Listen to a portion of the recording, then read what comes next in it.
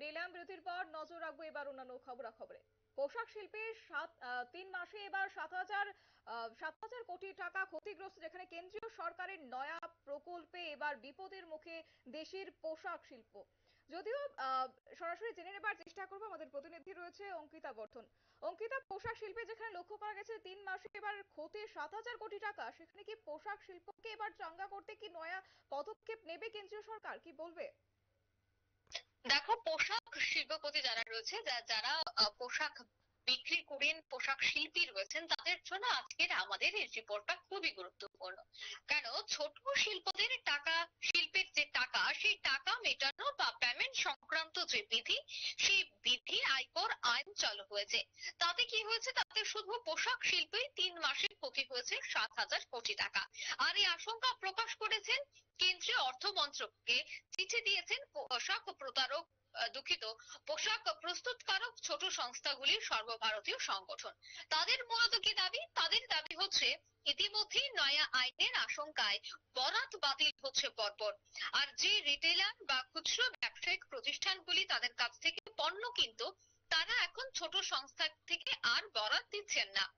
আগে থেকে যে বরাত দেওয়া ছিল তাও বাতিল হচ্ছে, এবং সেই অর্ডারগুলি পাচ্ছে বড় সংস্থাগুলি। ফলে বিপুল ক্ষতির সম্মুখীন হতে হচ্ছে ছোট ছোট সংস্থাগুলি। একই আশঙ্কার কথা জানিয়েছেন কেন্দ্রের কাছে, একযোগে দরবার করেছেন এর পশ্চিমবঙ্গের একাধিক পোশাক প্রস্তুতকারক সংস্থাগুলি।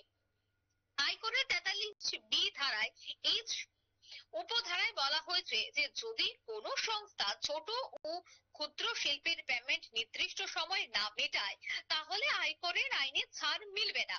কর বিশেষজ্ঞরা এই বিষয়টি নিয়ে বলছে যে, টাকা সংশ্লিষ্ট সংস্থা নির্দিষ্ট সময়ে মিটবে না, তা খরচ হিসেবে গণ্য হবে না, বা তা মুনাফার সঙ্গে যুক্ত হবে, এমনটাই কিন্তু বলা হচ্ছে।